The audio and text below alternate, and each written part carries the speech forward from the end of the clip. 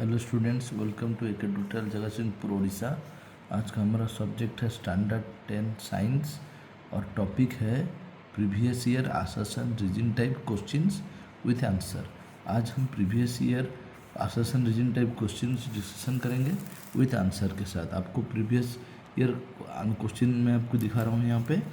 इसमें क्या होता है, आसर्शन रीजन टाइप में आपका क्या होता है, 4 ऑप्शन बोलते हैं। Assertion reason type question is one of type MCQ।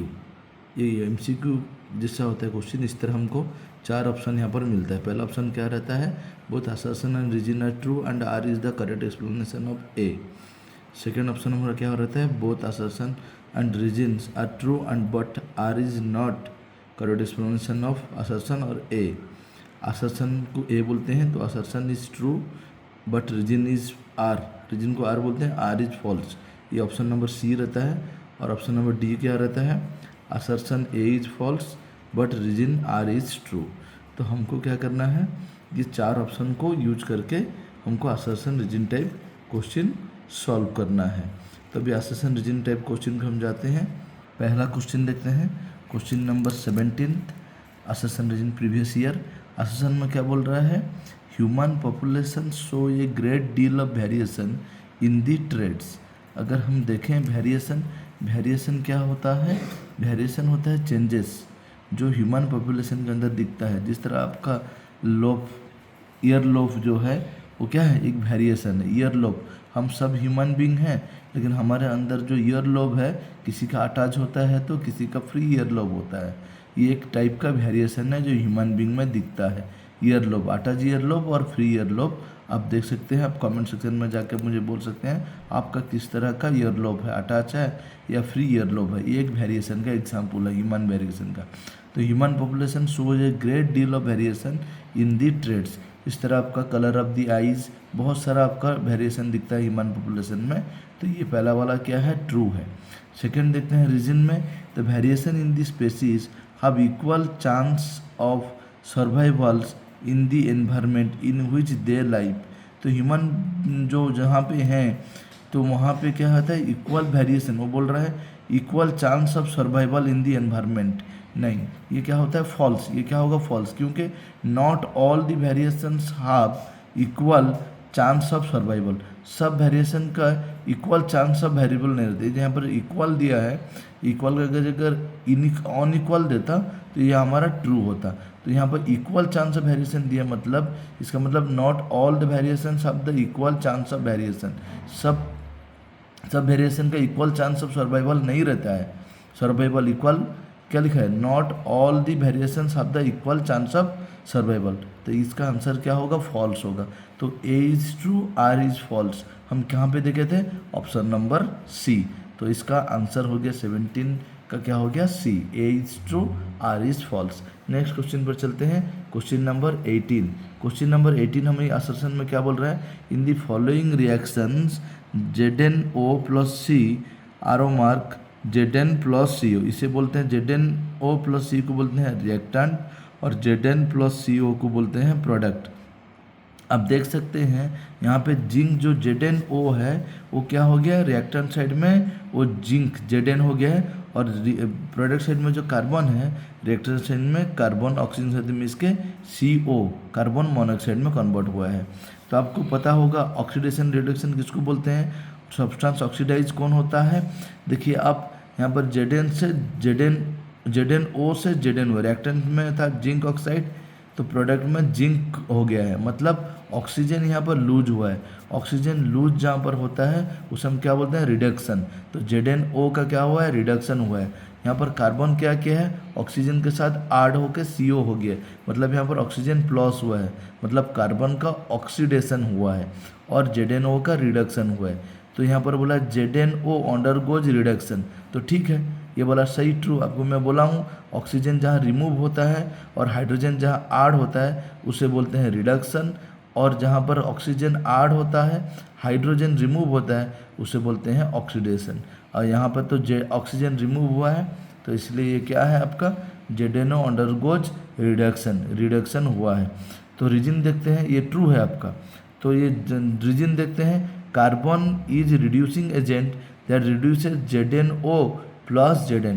आपको जब ये मॉडरेटली रिएक्टिव मेटल्स है जिंक ऑक्साइड, तो मॉडरेटली रिएक्टिव मेटल्स आपको जो कैल्सिनेशन ऑफ रोस्टिंग जहाँ पढ़ाया जाता है वहाँ पे आपको पढ़ाया जाता है कि कार्बन को क्या किया जाता है, यूज किया जाता है किस लिए, न रिडक्शन के लिए। कार्बन यहाँ पर क्या काम कर रहा है, न रिड्यूसिंग एजेंट। जिंक ऑक्साइड से जिंक मेटल को अलग करने के लिए हम कार्बन को रिड्यूसिंग एजेंट के हिसाब से यूज करते हैं, जिससे जिंक मेटल अलग हो जाता है और कार्बन मोनोऑक्साइड हमको मिलता है। तो वही बात यहाँ पर रीजन में बोल रहा है, carbon is reducing agent that reduces ZnO to Zn। तो ये भी ट्रू है। तो यहाँ पे जिस बारे में बोल रहा था असर्शन में, उसी बारे में एक्सप्लेनेशन दिया है रीजन में। तो ये कहाँ पे ऑप्शन है, ऑप्शन नंबर ए। तो ऑप्शन नंबर ए क्या बोला, both are true and R is the correct explanation of A. आप देख सकते हैं। तो 18 नंबर का हमारा आंसर हो गया ए। तो असर्शन रीजन का 18 नंबर क्वेश्चन हमारा हो गया A, both are true and R is the correct explanation. अभी नेक्स्ट क्वेश्चन को चलते हैं, क्वेश्चन नंबर 19। तो क्वेश्चन नंबर 19 अगर देखें तो magnetic field lines around a current carrying straight wire does not intersect each other.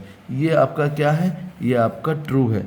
तो मैग्नेटिक फील्ड लाइंस ये क्या है आपका, ये आपका ट्रू है। कैसे ट्रू होता है, आपको पता होगा properties of magnetic field lines, they never intersect each other, they parallel to each other. तो मैग्नेटिक आपको मैं यहाँ पर साइड में दिखाया हूँ एक डायग्राम बना के, ये स्ट्रेट कंडक्टर है, करंट ए से बी को फ्लो कर रहा है। तो मैग्नेटिक फील्ड इस तरह का आपका सर्कुलर कंसेंट्रिक सर्कल होते हैं। जो स्ट्रेट कंडक्टर मैग्नेटिक फील्ड आते हैं वो क्या होते हैं, around the straight conductor concentric circle होते हैं, जो कि कभी भी इंटरसेक्ट नहीं करते हैं, दे नेवर इंटरसेक्ट ईच अदर। तो पहला वाला हमारा असर्शन क्या है 19 का, ट्रू है। रीजन को आते हैं, the magnitude of magnetic field produce at a given point increases at the current as the current through the wire increases. Yes, ये भी आपका क्या है, ट्रू है। ये बोल रहा है जब हमारा magnitude of magnetic field produced at a given increases point increases the current through the wire increases, current जितना बढ़ेगा तो मैग्नेटिक फील्ड लाइन्स उतना बढ़ेगा। Yes, it is also true. हमको पता है करंट अगर हम बढ़ाएंगे जितना, मैग्नेटिक फील्ड लाइन इतना स्ट्रांग होगा और ज़्यादा भी बढ़ेगा। लेकिन ये दोनों ट्रू है, लेकिन अभी हमको देखना है ए होता है या बी होता है। Both are true, R is correct explanation, और both are true, R is not correct explanation. तो यहाँ पे जो बोला था मैग्नेटिक फील्ड लाइन्स के बारे में बोला था, they do not intersect each other. यहाँ पे बोलना था क्यों नहीं इंटरसेक्ट ईच अदर करते हैं। अगर इसके बारे में एक्सप्लेनेशन दिया था, रीजन दिया था कि क्यों नहीं इंटरसेक्ट करते हैं स्ट्रेट वायर में, तो उसके बारे में अगर दिया रहता तो आपका ऑप्शन ए हुआ रहता।